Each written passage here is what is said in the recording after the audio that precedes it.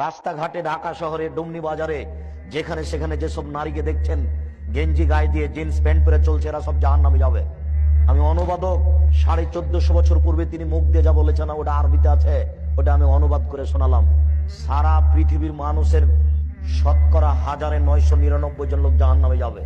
আর জাহান্নাম বলতে শুধু নারী আর নারী, জাহান্নাম বলতে শুধু নারী আর নারী, জাহান্নাম বলতে শুধু নারী আর নারী, কিছু পুরুষ। আপনার মেয়ে হাজার হাজার মানুষকে পাপী করছে, নগ্ন হয়ে চলে, আপনার মেয়ে জান্নাতে যাবে এটা আপনি কি করে বুঝলেন? আর আপনি জান্নাতে যাবেন এটা আপনি কি করে বুঝলেন? জন্ম দিয়েছেন আপনি, জবাব দিব আমি, এটা আপনি কি করে বুঝলেন? ওই যে এখনো আপনার মেয়ে ওই ঘরে বসে আছে মাথায় কাপড় না দিয়ে, জবাব আমি দিব। ওকে হিন্দুর মেয়ে, শরম হয় না, লজ্জা হয় না? বিবাহ করেছেন কেন? আপনি মুসলিম নন, খারাপ লাগে না? লজ্জা থাকা উচিত। লজ্জা কি বেঁচে খেয়েছেন? আচ্ছা, ওই ছেলেটা ও উঠে যাচ্ছে, আপনি খেয়াল করছেন না কেন? ও তো কথা বুঝতে পারে না, আর যার সামনে দিয়ে যাবে ও তো কথা ধরতে পারবে না। আমি তো আর আপনাকে কোনো কাহিনী শোনাতে আসিনি, আপনি ওইটা মনে করবেন না। পাথরের মতো বসে থাকতে হবে, প্রত্যেকটা কথাকে মনে করতে হবে 1 কোটি টাকা মূল্য। ওই যে দোকানে এখনো বসে আছে, আপনি জানো ওখানে বসে থাকেন, এখানে এসেছেন কেন? ওই যে দোকানে বসে আছে চা খাচ্ছে, ওটা জবাব আমি দেবো? ওর বাপ ওকে জন্ম দিয়েছে, ওর বাপ জবাব দিবে, আমি দেবো কেন?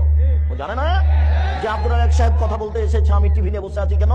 ও বুঝতে পারে না যে আমি দোকানে বসে আছি কেন? আব্দুল রাজ্জাক সাহেব কোনোদিন রূপক কথা বলে না, এটা তার জানা নাই, তার বাপ জানাতে পারেনি। জন্ম দিতে হলে আগে ক্ষমতা অর্জন করতে হবে, তারপরে আপনাকে হিসাব করে আমাকে কথা বলতে হবে। কে বলেছে? আমার হিসাবের লোক একজন, যার নাম মোহাম্মদ সাল্লাল্লাহু আলাইহি সাল্লাম।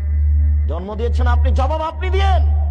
ওই যে দোকানে বসে আড্ডা পিটছে, ওই জবাব আপনি দিয়েন। জবাবের জন্য প্রস্তুত হয়ে থাকেন। জাহান্নাম আপনার জন্য তৈরি করা হয়েছে, পশু প্রাণীর জন্য নয়। জাহান্নামে পশু প্রাণী যাবে না, মানুষই যাবে। মেয়ে দিয়ে জাতিকে পাপী করিয়ে নিয়ে জান্নাত কিনবেন মানে? এই হিসাব কি করে হলো?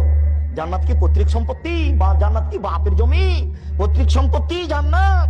যে জমি চাষ এদিক দিয়ে করি না হলে ওই দিক দিয়ে করি, তো লোকের কি? জান্নাত কি পৈতৃক সম্পত্তি? জান্নাত কি বাপের জমি? জান্নাত কি গণতন্ত্র টাকা দিয়ে করে নিব? কখনো না, এটা অসম্ভব, হতে পারে না। জান্নাত কারো পৈতৃক সম্পত্তি নয়। জান্নাতে একজনের লোকের কথার উপরে নির্ভর করে, যার নাম মোহাম্মদ সাল্লাল্লাহু আলাইহি সাল্লাম। জান্নাতে একজন লোকের কথার উপরে নির্ভর করে, বলেন তো তার নাম কি? তার নাম মোহাম্মদ সাল্লাল্লাহু আলাইহি সাল্লাম। পৃথিবীর কোনো মানুষের উপরে জান্নাত নির্ভর করে না, কারো কথার উপরে। বুজুর্গানের দিনের 5 পয়সা দাম নাই মানার ব্যাপারে। বুজুর্গানের দিন শ্রদ্ধার যোগ্য। আব্দুল রাজ্জাক সাহেব শ্রদ্ধার যোগ্য, আব্দুল রাজ্জাক সাহেব মানার যোগ্যতা রাখ না। শুধুমাত্র একজন মানুষকে মেনে চলতে হয়, যার নাম মোহাম্মদ সাল্লাল্লাহু আলাইহি সাল্লাম। পৃথিবীর কোন মানুষ 5 পয়সা দাম রাখে না এই ব্যাপারে। ও মুরব্বী, আপনারই নাকি বেটি ওটা বসে আছে, ও কিনা হিন্দুর মেয়ে, খারাপ লাগে না? আপনি বলেন যে আমার মেয়ের লজ্জা আছে। আমি 3 চিল্লায় চলে গেছি লন্ডন, আমি মসজিদের এক পাশে বসে হাত তুলে দোয়া করে জান্নাত কিনে নিব। জান্নাত পড়ে আছে, অসম্ভব। জান্নাত কোনো খেলতামাশার জিনিস নয়।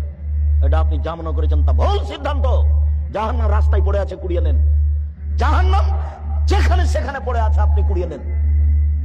জান্নাত তো সহজ নয়। যার মেয়ে নগ্ন পোশাকে স্কুল কলেজে যায়, তার বাপ জান্নাতে যাবে না। যার স্ত্রী ছোট ব্লাউজ পরে বাজারে ঘুরে